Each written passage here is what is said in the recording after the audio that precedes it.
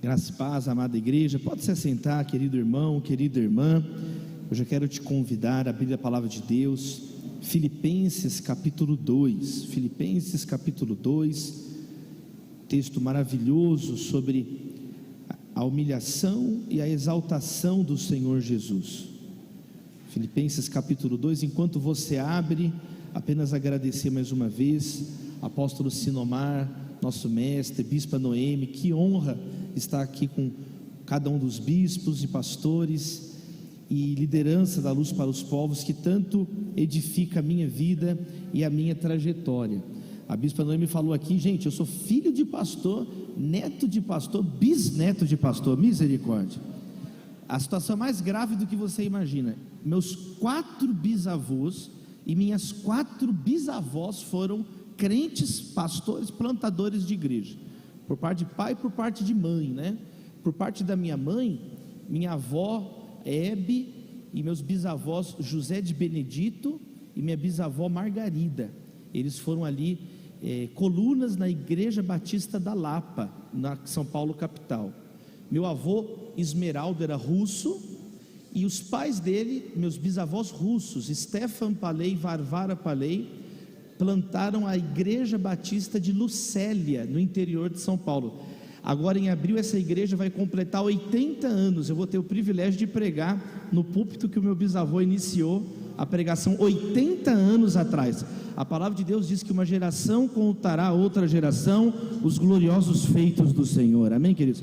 Eu vou ter essa honra, querendo Deus, dia 21 de abril, na Igreja Batista de Lucélia. Meu bisavô russo, eles vieram na Segunda Guerra Mundial para o país, ele fabricou os tijolos que ergueu o Templo Batista, cedeu o terreno dele, a igreja está lá até hoje, é a misericórdia de Deus. E por parte de pai também, né? Meu pai, pastor, lá junto com o pastor Jorge Linhares, meu avô, minha avó Noêmia, e meus bisavós, Antônio Felismino de Oliveira e minha bisavó Júlia, que era indígena, eram servos e servas de Deus, trabalho pioneiro, vieram do Nordeste para o interior de São Paulo também, na região de Marília, onde hoje tem uma igreja muito abençoada lá.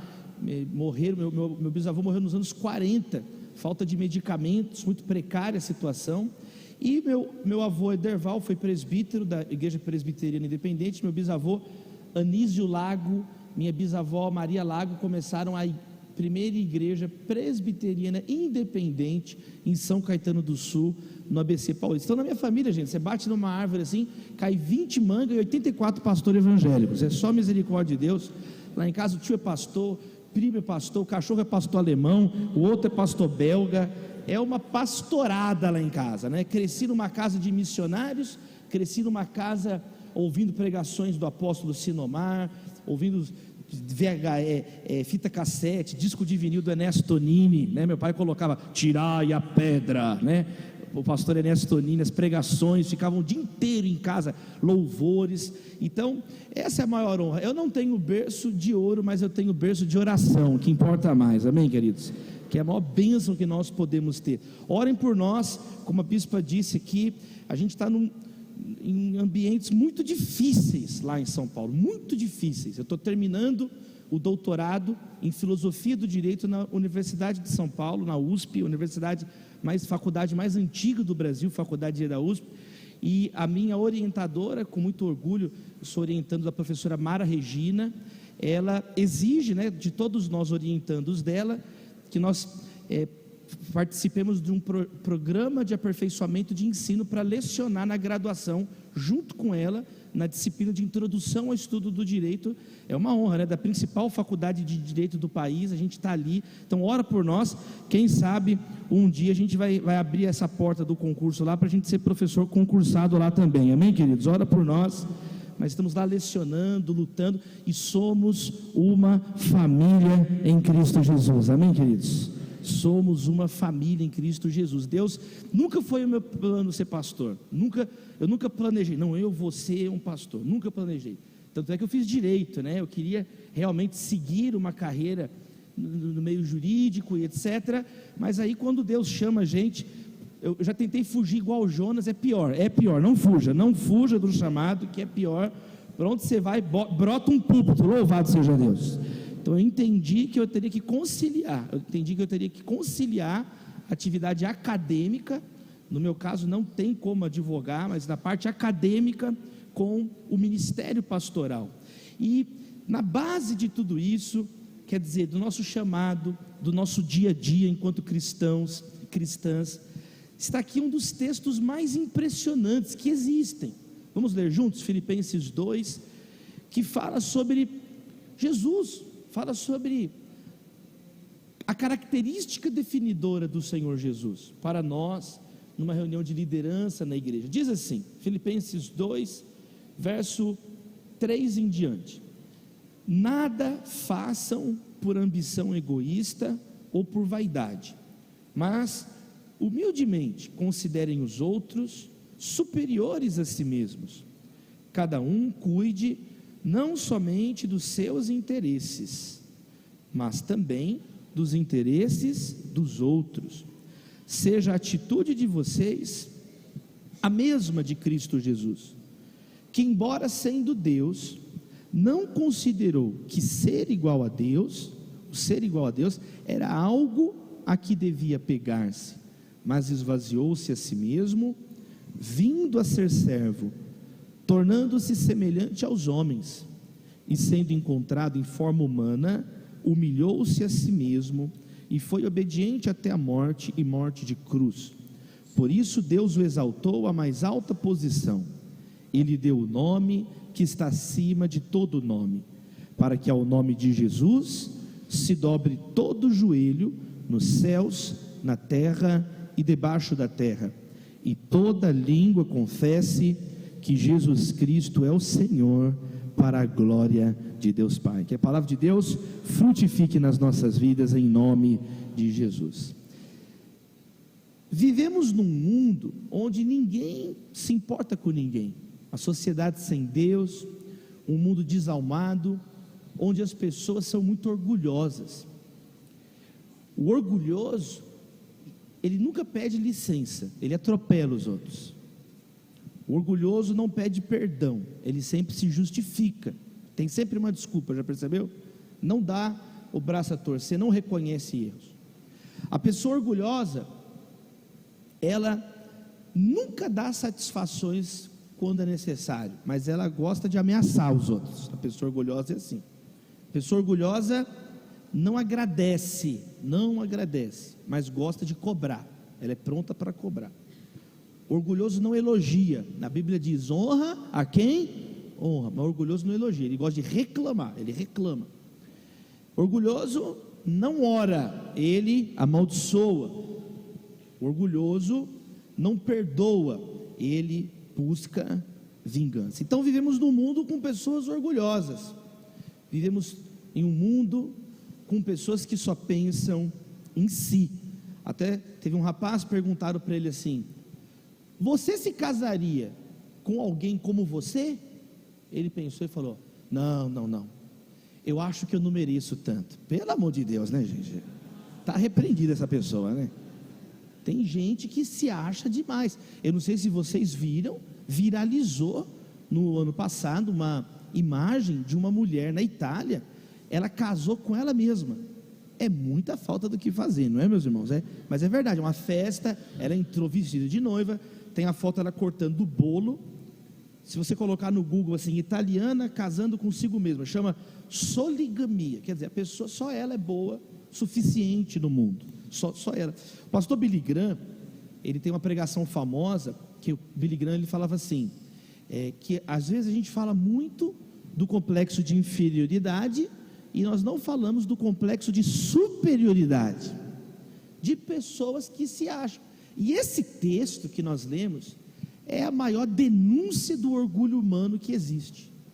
Não há nenhum texto que alcance uma altura tão alta quanto esse texto de Filipenses 2, o hino do esvaziamento do Filho de Deus.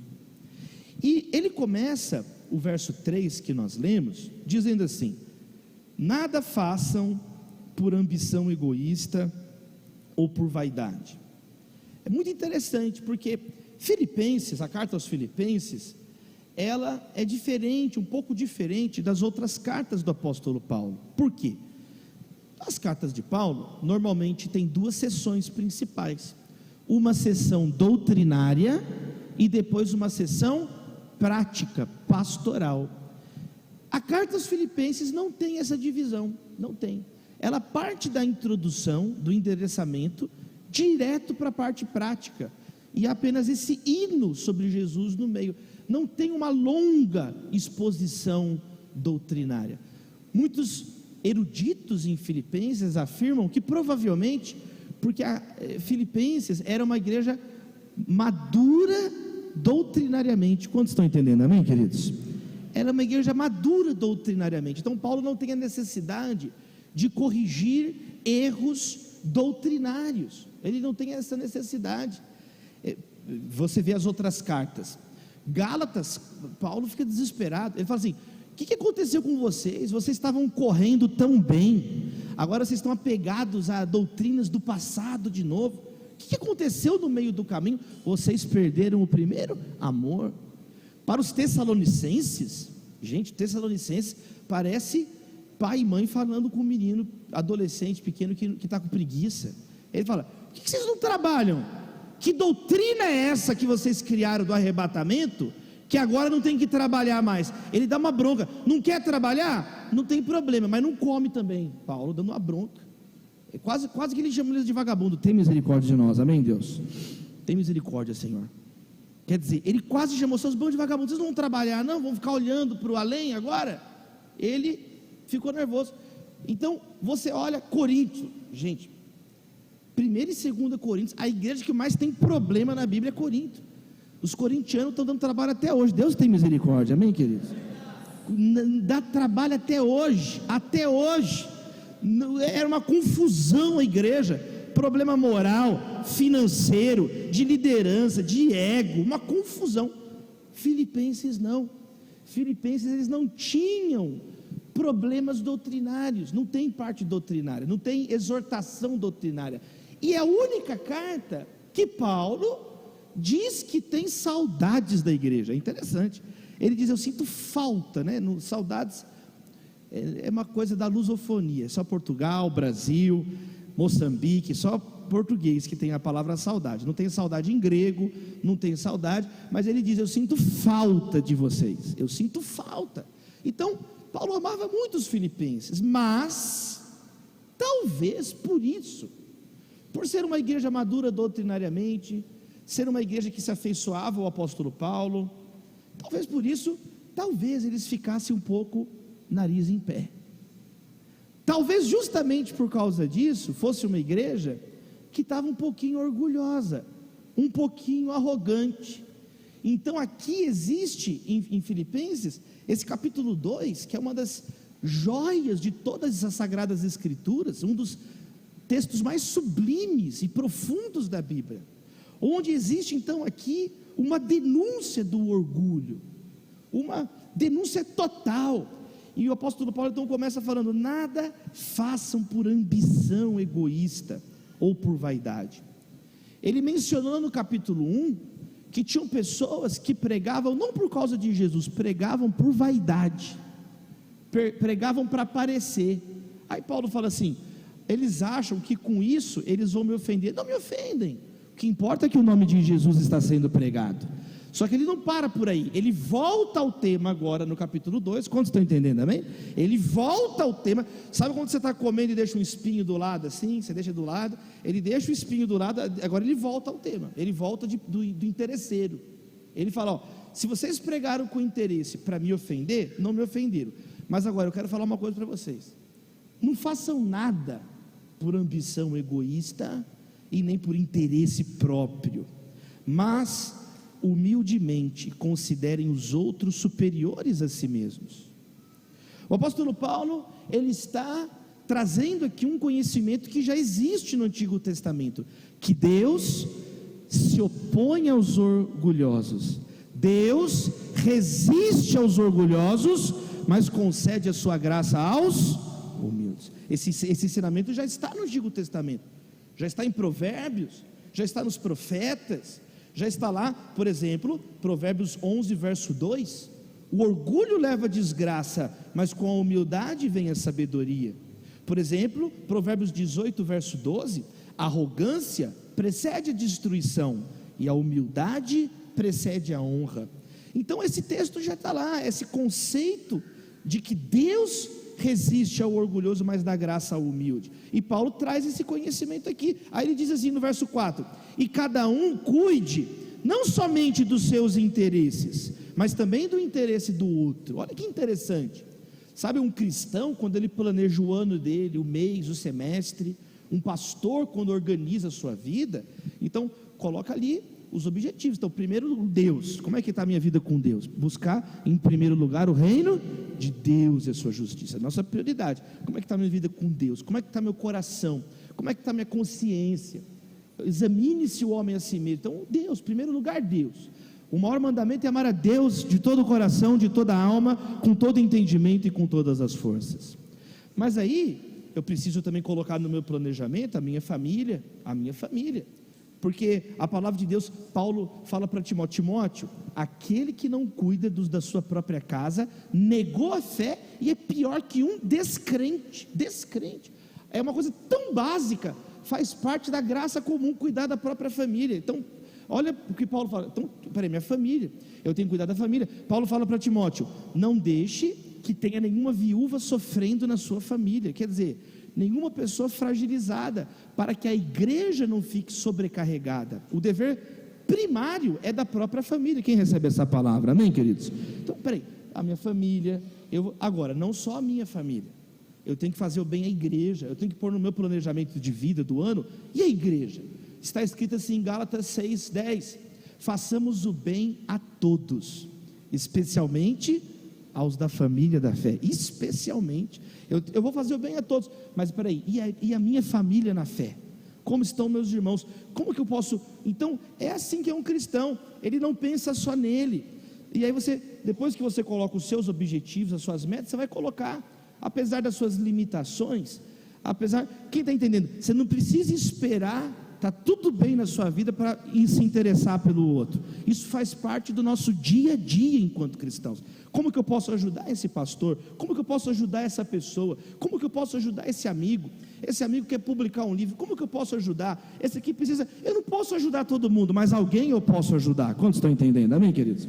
Eu não tenho como ajudar todo mundo, mas alguém eu posso ajudar, eu posso focar. Não, esse ano eu vou ajudar essa pessoa, eu vou ajudar essas pessoas aqui. Então Paulo, ele começa esse tema, ele está falando então sobre uma postura que precisava mudar na igreja de Filipe. Os amados irmãos filipenses, eles estavam às vezes muito egoístas, estavam muito fechados em si mesmos. E aí começa então algo novo a partir do verso 5. Agora começa algo novo, porque ele diz: e seja a atitude de vocês a mesma de Cristo Jesus. Espera aí, isso não tem no Antigo Testamento, isso não está em Moisés, isso não está no rei Davi, isso não está em Salomão, isso está em Jesus, o Filho de Deus. Agora começa uma revelação de algo novo, por quê? Porque nós já entendemos que Deus é santo. Quantos podem louvar a Deus pela sua santidade? Santo, santo, santo é o Senhor, e toda a terra está cheia da sua glória. Deus é majestoso, Deus é justo, Deus é fiel, Deus é misericordioso, Ele é perfeito, Ele é eterno, de eternidade a eternidade, Tu és Deus. Toda a terra está cheia da glória de Deus. Então, não há possibilidade de Deus exaltar-se mais, porque Ele já é exaltado. Quantos entendem? Amém? Ele é o Altíssimo, Ele já é o maior, Ele é o alfa, o ômega, o princípio e o fim. Ele é onipotente, Ele é onisciente, Ele é onipresente, Ele é todo glorioso, todo vitorioso. O nosso Deus é perfeito. Então não tem como Deus se exaltar. Mas aqui vem a revelação de Cristo. Tem como Deus se humilhar, e Ele fez isso em Cristo Jesus, de uma maneira sem precedentes. que, embora sendo Deus, não considerou que o ser igual a Deus era algo a que devia apegar-se, mas esvaziou-se a si mesmo, vindo a ser servo, tornando-se semelhante aos homens. Louvado seja Deus. A partir daqui começa um hino. Os teólogos chamam de hino da kenosis, que é a palavra grega para esvaziamento, o hino do esvaziamento do Filho de Deus. E esse hino mostra que a humildade é a característica definidora, distinta de Jesus. O próprio Senhor Jesus disse isso: aprendei de mim, que sou manso e humilde de coração. O próprio Jesus colocou o que nós temos que aprender com toda a atenção dele. Esse texto reconfigura o que é uma vida humana bem-sucedida, bem-aventurada. Meus amados irmãos, Deus se revelou supremamente através da sua humildade. O apóstolo Paulo, ele vai mostrar então algumas lições muito poderosas. Verso 6: embora sendo Deus, não considerou que ser igual a Deus era algo que devia pegar-se. A expressão que aparece aqui é muito simples, é uma expressão que mostra que Jesus é Deus, Ele sempre foi Deus, Ele é Deus e sempre será Deus. Quando diz embora sendo Deus, está dizendo aqui de características que são inatas, imutáveis, inalteráveis. No princípio era o Verbo, Ele estava com Deus desde o princípio, amém, queridos? Jesus Cristo é o mesmo ontem, hoje e será eternamente. Então, o que Jesus esvaziou não foi da sua divindade, Ele nunca deixou de ser divino, Ele revelou de fato o que é ser divino. O que Jesus se esvaziou foi de sua glória.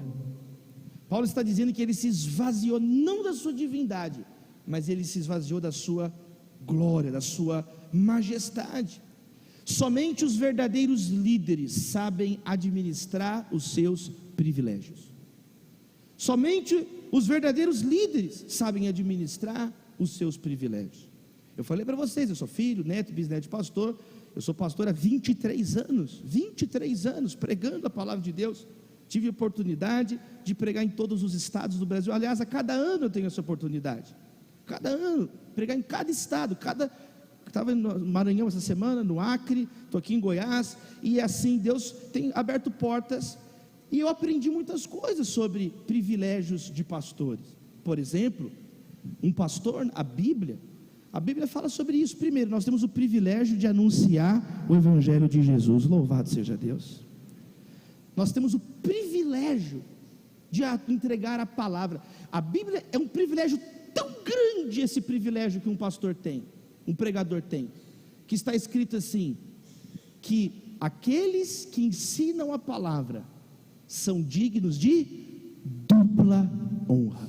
É ou não é um privilégio? Você pode louvar a Deus como um pastor por essa misericórdia dele na sua vida? Isso é a misericórdia, essa dupla honra só o pregador tem no Novo Testamento. A honra, por quê? Porque é uma responsabilidade pregar. A nossa vida é de vidro, a nossa casa é de vidro. Então a Bíblia fala, peraí, um pastor, então peraí, ele é especialmente os que se dedicam a ensinar a palavra de Deus. Então é um privilégio que a Bíblia fala. Outro privilégio, a palavra do pastor tem mais peso do que uma pessoa que não é pastor. A Bíblia fala isso. Não aceite nenhuma denúncia que for feita contra um pastor, contra um presbítero, se não for apoiada por 2 ou 3 testemunhas. Eu não estou falando da Constituição, do Código Penal, do direito brasileiro, estou falando da palavra de Deus. Quantos estão entendendo? Na regra da palavra de Deus do Novo Testamento, o que está querendo dizer com isso? Que a palavra do pastor, ela tem um peso. Tem que ser 2 ou 3 pessoas. Agora, você não pode ser um safado sem vergonha. 5, 6, aí também não, né, meu irmão? Pelo amor de Deus. 5 pessoas, 6 pessoas, 10 pessoas, todo mundo falando. Pera aí. Mas quem está entendendo o que eu estou falando aqui? A Bíblia mostra, é ou não é um privilégio? É um privilégio. A palavra do pastor tem que ter peso. Eu sou de uma época que eu podia dizer assim, quando me perguntavam na escola, o que seu pai é?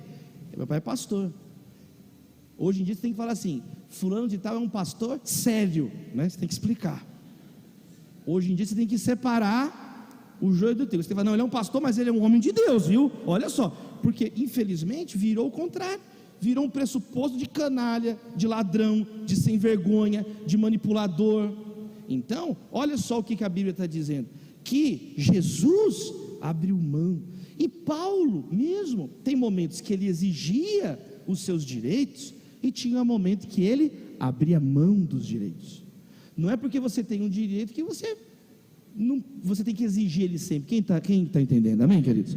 Alguns momentos Paulo abria mão do direito, ele fala assim, olha, é meu direito como pregador, como apóstolo, como missionário que sou, que estou viajando o mundo, anunciando o evangelho, correndo risco de vida. Ele diz, é um direito meu que a igreja sustente, porque digno é o trabalhador do seu salário. Ele cita Deuteronômio, igual Jesus citou Deuteronômio, assim como o boi debulha o trigo, é digno é o trabalhador do seu salário. Agora, Paulo às vezes abriu mão desses direitos. Quem está entendendo o que eu estou tentando dizer? Que em nome de Jesus, é ser desapegado ao título, desapegado ao cargo, porque maior é o que está em nós do que o que está no mundo. O que importa é que Ele cresça, que nós venhamos a diminuir. O que importa é Jesus na nossa vida. No reino de Deus é o contrário, é um privilégio servir a Deus, é um privilégio, nós vamos prestar contas, então nós temos que ter essa consciência, o maior é o menor, os últimos serão os primeiros. Quando sou fraco é que sou forte. Aquele que perder a sua vida, esse a achará. Todo aquele que se exalta, Jesus disse, será humilhado, mas todo aquele que se humilha será exaltado. Então esse texto ele implode com essa questão assim, eu conquistei esse direito, eu conquistei. Paulo foi decapitado, Pedro foi crucificado de cabeça para baixo, conforme a tradição da igreja. Grandes servos e servas de Deus tiveram finais felizes, outros tiveram finais trágicos. O que importa é que Cristo seja exaltado no nosso corpo, quer pela vida, quer pela morte. Não podemos confundir as coisas, temos que ser pessoas então simples. Eu tive a oportunidade de tomar café com servos de Deus, com o apóstolo Sinomar. Tive a honra de ficar hospedado na casa do apóstolo Sinomar. Tive a honra de tomar café uma vez com o pastor Rick Warren. Tive a honra de ver tantos e tantos líderes na África, na Inglaterra. Um dia eu passei uma tarde inteira com o pastor Peter Masters, que é o substituto do Charles Spurgeon, no Tabernáculo Metropolitano em Londres. A minha tia naquela época congregava nessa igreja. Minha tia, a irmã da minha mãe, morava lá e congregava lá, e aí ela me levou, ele gostou, começou a conversar comigo depois do culto, passamos um tempo conversando, tive privilégio. E uma coisa me marca em todos esses homens de Deus, a humildade. São pessoas que estão servindo Deus nos seus cargos, como estão entendendo, multiplicando seus talentos, mas que a hora, em qualquer momento, a impressão que dá é essa, que se Deus pedir, a pessoa fala, olha, é dele, não é meu. Tem duas maneiras de você segurar as coisas, você sabe disso, né? Você pode segurar com a mão para baixo, tipo é meu, ou você pode segurar com a mão aberta para cima. Está na minha mão, mas é de Deus. Eu vou ser um bom mordomo daquilo que Ele colocou na minha mão. Então, e de onde vem esse exemplo? Do próprio Deus, seu Filho Jesus. Meus amados irmãos, Jesus então abriu mão. Ele abriu mão de sua glória. Ele assumiu, o texto diz, as limitações humanas. Ele assumiu, o verso 7 diz, ele esvaziou-se a si mesmo, vindo a ser servo, tornando-se semelhante aos homens. Jesus assumiu então as contingências e limitações dos seres humanos. É o mistério da encarnação. Como entender isso? É um mistério da encarnação. A humilhação de Jesus foi temporária, mas a encarnação é eterna. A Bíblia diz isso, que as marcas, né, do que foi morto permanecem. Então, meus amados irmãos, ele se tornou servo. Isso aqui é uma coisa maravilhosa, presta atenção. Jesus não interpretou um servo, ele se tornou um servo. Jesus não fingiu que era um servo, ele se tornou um genuíno servo, de rei a servo. Então isso é uma coisa impressionante, porque o servo é conhecido pela sua obediência, pela sua prestatividade. pelo seu zelo, pelo seu carinho. Então não foi uma falsa humildade. Jesus não é um ator. Essa semana estava no Brasil o ator da série The Chosen, Chosen. Quem viu? O The Chosen, o ator. É um ator interpretando Jesus. Jesus não veio interpretar, Jesus não veio fingir que era um servo. Ele se tornou um servo, de verdade. Então aqui tem outra lição. A lição que o verdadeiro líder nunca é um líder de fachada, é um líder de dentro para fora. Não é um líder de aparências. Não é um líder só por fora. Não é um líder só por fora. Sabe, eu fui convidado para pregar no Recife, numa igreja anglicana.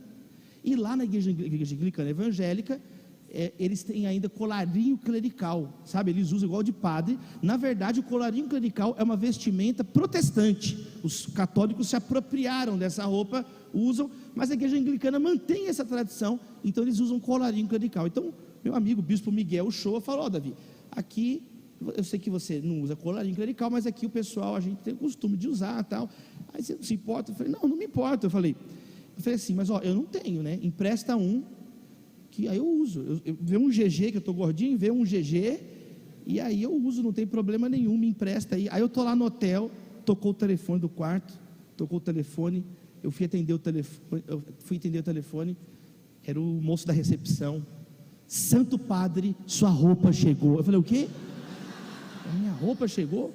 Sua roupa chegou. Eu falei: a minha roupa chegou? Eu falei: não, eu estou descendo aí, preocupa não. Não, Santo Padre, já mandei subir, por favor, não faça isso. Aí tocou a campainha do quarto. Quando eu fui atender, apóstolo, diante de Deus, a camareira, era tanto respeito que ela tinha, ela se inclinou para entregar a roupa dobrada. Ela falou assim: bênção, padre.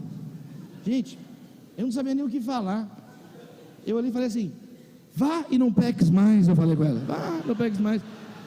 Aí eu peguei a roupa, fechei a porta, e aí eu fiquei pensando nisso. Eu coloquei, e claro que eu achei curioso, porque não é. Primeiro que eu vi que as pessoas respeitam demais os padres. Louvado seja Deus, né, meus irmãos? Pastor é só problema. Aí é só problema. Aí eu peguei e falei: nossa, que coisa, né? E eu fiquei pensando nisso. E Deus falou comigo, sabe? Deus falou comigo. Por quê? Deus falou sobre isso, sobre não ser uma fachada. Porque nós somos bons para perceber a tradição dos outros. Claro, a gente não faz parte, então a gente percebe. Agora, o problema é que muitas vezes nós não percebemos que nós também temos as nossas próprias tradições. Quem está entendendo? Nós temos um modo de falar, nós temos um modo de agir, nós temos um modo de comportar. E se o pastor quiser dissimular, ele dissimula. Se ele quiser falar o que as pessoas querem ouvir, ele fala. Se tem uma pessoa que entende de relacionamento, são os pastores. A vocação, o dom do pastor é esse, é cuidar de gente. Então, se o pastor, ele se torna uma fachada, é um perigo. Por isso que esse texto está dizendo que Jesus, ele se tornou um servo de verdade. Louvado seja Deus. Ele não veio fingir, ele se tornou um servo. Jesus, você sabe que a humildade era considerado, até hoje, um vício, um problema, uma fraqueza. Na cultura grega, na filosofia grega, por exemplo, Aristóteles, o grande filósofo, Aristóteles dizia que a humildade é um vício, não é uma atitude virtuosa. No Império Romano a mesma coisa, até os dias de hoje, cultura de ostentação, até os dias de hoje, de eu sou melhor do que você. E aí vem Jesus, humilde.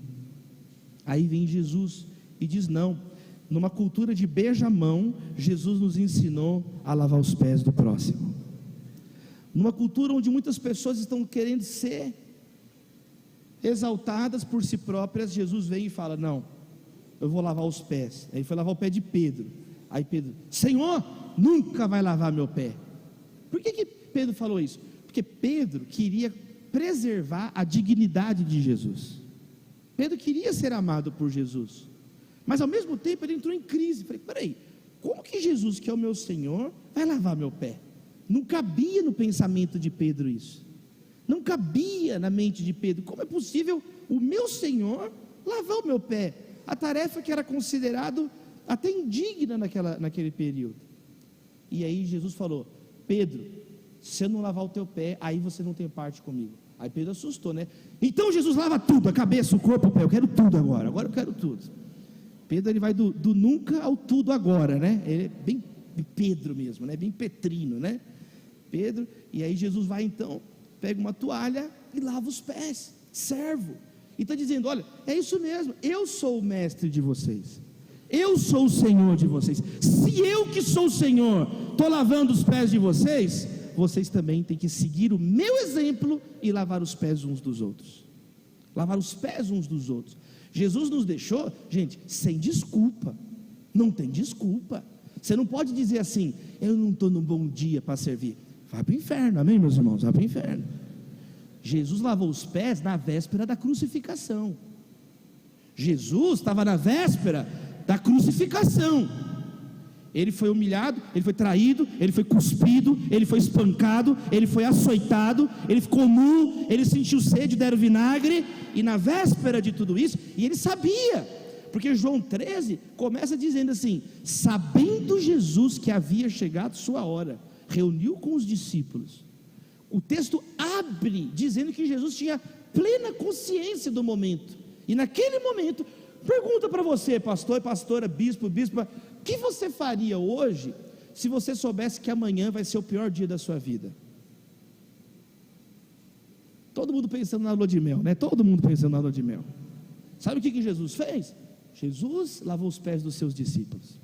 Então você não pode dizer: não estou num bom dia. Não é estar num bom dia, é a tempo e fora de tempo. Vamos cumprir o nosso chamado pelas forças que Deus nos dá. Ninguém merece. Jesus lavou o pé de Judas. Jesus lavou o nosso pé. Jesus nos serviu. Nós o amamos porque Ele nos amou primeiro. Ele nos amou, Romanos 5,10. Quando nós éramos inimigos dele, o Deus nos amou. Quando nós éramos inimigos dele.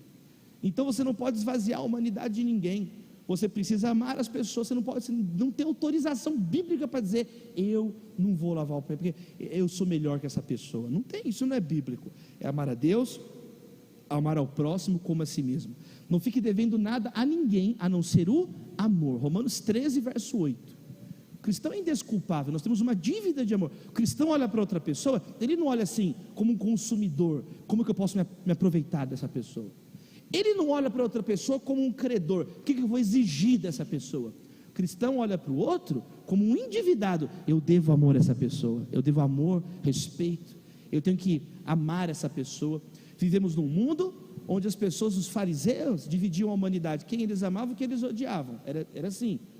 Jesus, ele tirou isso. Vocês ouviram o que foi dito: ame o próximo e odeie o inimigo. Eu, porém, vos digo: ame os inimigos e orem por aqueles que vos perseguem. Então o discurso de Jesus, ele é irritante, ele é impactante, mas é palavra de Deus. Você recebe na sua vida? Aqui está escrito então que Jesus, ele se esvaziou. E ele então agora diz o verso 8: e sendo encontrado em forma humana, humilhou a si mesmo e foi obediente até a morte, e morte de cruz. Aqui tem uma humilhação dentro da humilhação, meus irmãos. Ele veio do céu à terra, da glória à vergonha, veio de senhor a servo, e agora da vida à morte. Charles Spurgeon disse assim: eu jamais usaria uma coroa de ouro na terra onde o meu Senhor usou uma coroa de espinhos. Porque Jesus foi até a cruz. Jesus se fez nada por nós, sem nunca abandonar sua divindade, mas ele adotou o modo de vida de um servo, foi obediente até a morte, e morte de cruz. Quão baixo foi rebaixado nosso amado Redentor. Como nós podemos ser orgulhosos, meus irmãos? Como que nós podemos ter o nariz em pé? Não, meus amados irmãos, não combina pecadores orgulhosos com um humilde Salvador. Não combina, não combina. Por isso que ele diz: bem-aventurados são os pobres em espírito, porque deles é o reino dos céus. Bem-aventurados são os que choram, porque serão consolados. Bem-aventurados são os mansos, porque eles herdarão a terra. Bem-aventurados os que têm fome e sede de justiça. Quer dizer, não é bem-aventurado o justiceiro, é bem-aventurado quem reconhece que não tem justiça, mas tem um que pode nos justificar dos nossos pecados. tem um que pode nos justificar. Nunca esqueço quando uma vez o apóstolo Sinomar me disse assim, me levou no quarto de oração dele, e ele falou: Davi, aqui é onde eu ajoelho, lembra, apóstolo? Aqui é onde eu ajoelho, e eu falo assim: aqui eu vou me ajoelhar no trono da graça, reconhecendo que eu não sou nada sem Deus, reconhecendo que eu não sou nada sem o Senhor. É isso, porque Jesus foi para a cruz. Eu tive uma aula no passado com um catedrático de História do Direito, de Direito Latino, o professor Inácio Poveda, da Universidade de São Paulo. E o professor Inácio, eu aprendi tantas coisas com ele mostrando sobre o direito romano da época, e me mostrando os textos na aula, impressionantes. Por exemplo, só podia ser crucificado quem não tinha nenhum direito. Eram os piores, os mais simples, do escanteio do Império Romano. Por exemplo, Paulo não poderia ser crucificado, porque ele era cidadão. Agora, aqueles que eram considerados subgente, quem está entendendo? Que o Império considerava os piores, que o Império considerava a escória, esses eram crucificados, e Jesus foi considerado assim. Jesus foi considerado como alguém, então, sem nenhum direito. É um tipo de morte reservado àqueles que não têm direitos, uma morte vexaminosa. Então, meus amados irmãos, descer é uma experiência dolorosa, mas Jesus nos ensinou a descer que para crescer na fé cristã tem que descer. Não é sobre exaltar o ego, é sobre glorificar aquele que vive e reina. A cruz custou. Meus amados irmãos, Jesus falou: você quer me seguir, você tem que calcular o preço. Outra frase que eu gosto muito do pastor Billy Graham, que ele diz assim: a salvação é de graça, mas o discipulado custa tudo que nós temos. Jesus é que ensinou isso. Eu até conheço algumas pessoas que dizem assim: não, eu ajudo essa pessoa, se eu passar lá, ela estiver lá, eu até ajudo ela, sabe assim? Agora, se eu tiver que dar uma volta para ajudar alguém, aí não conte comigo. Já viu gente assim? Não, se não custar nada, eu ajudo. São pessoas que querem servir, querem liderar, querem amar, sem preço, sem custo. Um pastor americano um dia veio no Brasil, e ele viu na lojinha de camelô no Rio de Janeiro, vendendo um monte de crucifixos. Aí estava escrito assim: cruzes em promoção. Misericórdia. Ele falou: o que está escrito aqui? Cruzes em promoção. Eu falei: mas a cruz está muito barata aqui. Não tem cruz em promoção. Não tem cruz de isopor. Jesus não foi para um spa antes de ser crucificado. Meus amados irmãos, a cruz é algo brutal, a cruz é algo terrível, sabe, meus amados irmãos? E Jesus então encarou a cruz. Jesus encarou a cruz no meu e no seu lugar, amém, queridos? E as pessoas ainda tentaram Jesus na cruz. O tentador, né? Se é filho de Deus, transforma as pedras em pães. Olha só, se é filho de Deus, pula aqui do pináculo do templo, dá ordem aos anjos. Se é filho de Deus, aqui, ajoelha aqui e me adora, que eu te dou os reinos da terra. Aí na cruz veio de novo: se é filho de Deus, desce da cruz. Salvou os outros, não vai salvar a si mesmo? E tem uma frase maravilhosa dos puritanos, pregadores do passado, que diziam assim: porque ele não desceu da cruz, nós podemos subir aos céus. Não é sobre nós, é sobre ele. Você pode dar um glória a Deus, você pode exaltar. Um minuto, erga a sua mão, dá um glória a Deus aí, meu irmão. Diga: exaltado é o Cordeiro de Deus que tira o pecado do mundo. Louvado seja o Senhor Jesus, santo é o Senhor. Ele é o único digno de ser exaltado, adorado, poderoso, grandioso, Emanuel, Deus conosco. Exaltado é o Cordeiro de Deus. Aplauda o nome de Jesus para os povos. Dá uma glória a Deus. Eu já estou caminhando para encerrar, mas Jesus então, depois desse momento, ele foi exaltado por Deus. O diabo ofereceu atalhos. O orgulho oferece atalhos. O orgulho e o egoísmo oferecem atalhos mirabolantes. O que o diabo falou? Olha, eu vou te dar os reinos da terra, se você se curvar diante de mim. O que o diabo quer é isso, ele quer ver você curvado diante dele. Mas Jesus, ele não cedeu à vontade de Satanás. E aí o que ele escuta do Pai no final? Que ele recebe tudo. E aí ele diz: toda autoridade me foi dada no céu e na terra, por Deus, não pelo diabo. Toda autoridade me foi dada por Deus Pai. E é isso que o texto diz. Por isso Deus o exaltou à mais alta posição. Deus o exaltou à mais alta posição e lhe deu o nome que está acima de todo nome. Uma pergunta para a gente fazer essa tarde, nessa imersão: eu estou vivendo para fazer um nome para mim mesmo nessa terra, ou para levar aos outros o nome que está acima de todo nome? Tem gente que pensa que tudo gira em torno de você, tudo gira em torno de você. Eu vou contar essa história para a gente orar. Sabe, quem já teve um dia difícil? Todos nós. Eu estou falando de um dia difícil, dia de pastor, dia difícil de pastor, dia que tem que atender gente. Eu tive um dia complicado, ano passado, um dia complicado. Primeiro que eu tive que acordar cedo e ir para a academia. Está repreendido esse negócio, meus irmãos. Minha esposa: não, você tem que ir para a academia, 5 da manhã, 5:30 eu levantei, aí fui para a academia, aí saí da academia, não, vai ter que pagar boleto. Gente, a vida é pagar boleto e tentar emagrecer. Deus tem misericórdia de nós. Pagar boleto, aí paguei um monte de conta, fiquei triste, era muita conta, gente. Falei: gente, acabou, eu fali, paguei tudo, mas eu fiquei falido. Aí tinha que estudar para uma prova difícil, eu lá estudando, um barulho. Eu estava reformando até hoje o apartamento de cima, não tem fim, é a reforma sem fim. Igreja reformada sempre reformando, o cara levou a sério, não termina, e tá, pá, pá, pá, pá, pá, uma poeira, e eu tendo dor de cabeça, tendo que concentrar um negócio difícil, outro idioma que eu não conheço, e tentando ler, e batendo, e eu com dor de cabeça, e tinha que estudar, e aí resolver problema de um, resolver o problema do outro, e resolver o problema do outro. No meio do dia, a minha filha caiu de um brinquedo novo na escola. Nunca tinha acontecido isso, esse dia aconteceu. É o dia mau, sabe? Tudo conspira contra. Aí a minha filha caiu, a escola ligou para minha esposa, ela falou: Davi, corre que a Maria machucou. Eu fui desesperado, sem entender o que tinha acontecido.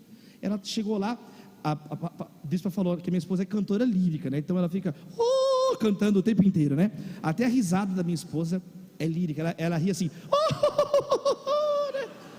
E a minha filhinha, a Maria pequenininha, a Maria, ela ficou toda dramática também, né? Igual a mãe, né? Então, quando eu cheguei na escola, ela estava fazendo uma cena: papai, papai, e chorando, e fazendo: papai. Aí peguei ela toda molenga, levei pro carro, fui correndo pro hospital, pro pronto-socorro, que ela caiu, tinha uns 3 metros de altura de um brinquedo. Eu não sei porque que põe brinquedo que as crianças caem na escola. Aí cheguei no hospital, fiquei numa fila, a fila errada, a mulher não me atendia.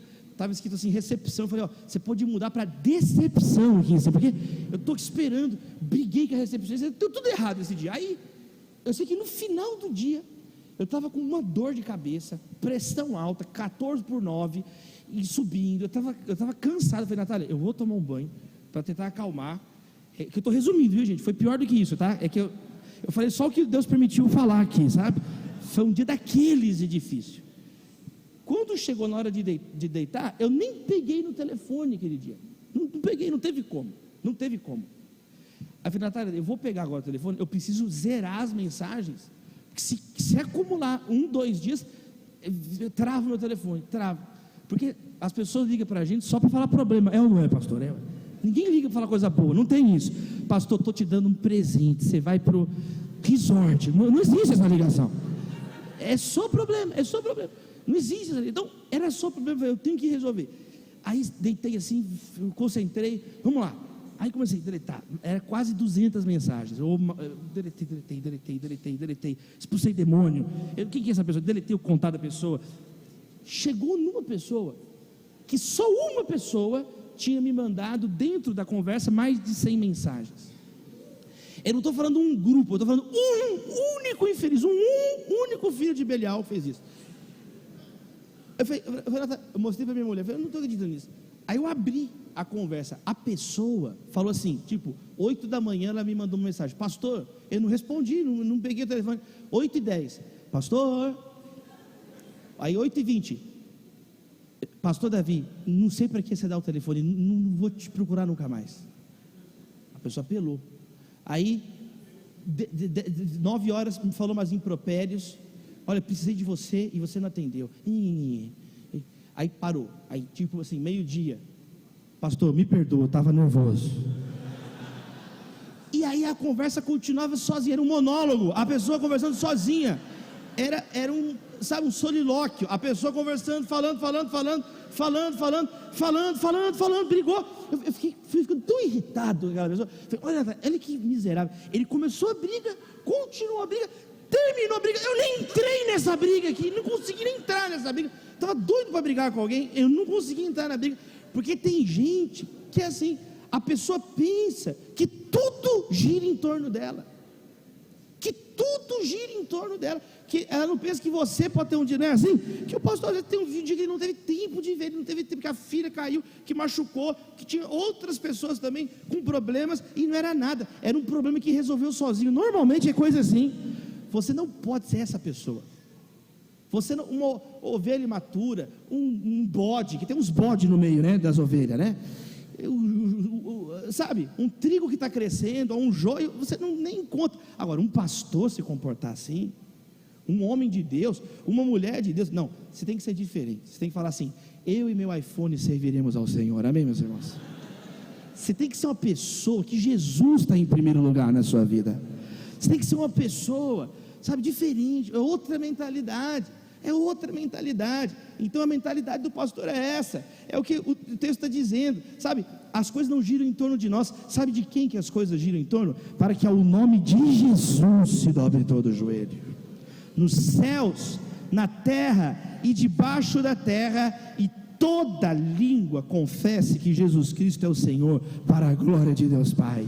Ele é o centro de tudo, Ele é o Rei dos reis e Senhor dos senhores. A glória dele, por ele, para ele são todas as coisas, meus amados irmãos. Eu quero encerrar dizendo isso: toda língua vai confessar que Jesus Cristo é o Senhor, para a glória de Deus. O que importa é que o nome dele seja exaltado. Tudo o que aconteceu e tudo o que acontecerá, toda a história da humanidade está avançando no tempo em direção a esse ponto, onde todo joelho vai se dobrar e toda língua vai confessar que ele é o Senhor. Tudo, só o Senhor será exaltado, todo o resto vai cair, só o nome de Jesus será exaltado. E quem será salvo? Aqueles que crerem, aqueles que forem alcançados pela graça e crerem. Todos confessarão, mas nem todos serão salvos. A palavra de Deus fala contra o universalismo. Existe a perdição, existe o inferno, existe aquele lugar onde pessoas vão ficar, o verme não morre, mas tem outro lugar onde a coroa não perece. Então todos vão confessar que Jesus, mas nem todos serão salvos. Quem vai ser salvo? Aqueles que louvarem com prazer hoje, aqueles que entregarem a vida hoje. Quando você olha para esse texto, o pensamento mais poderoso que você pode ter é justamente esse. Esse é o verdadeiro sentido de quem Deus é.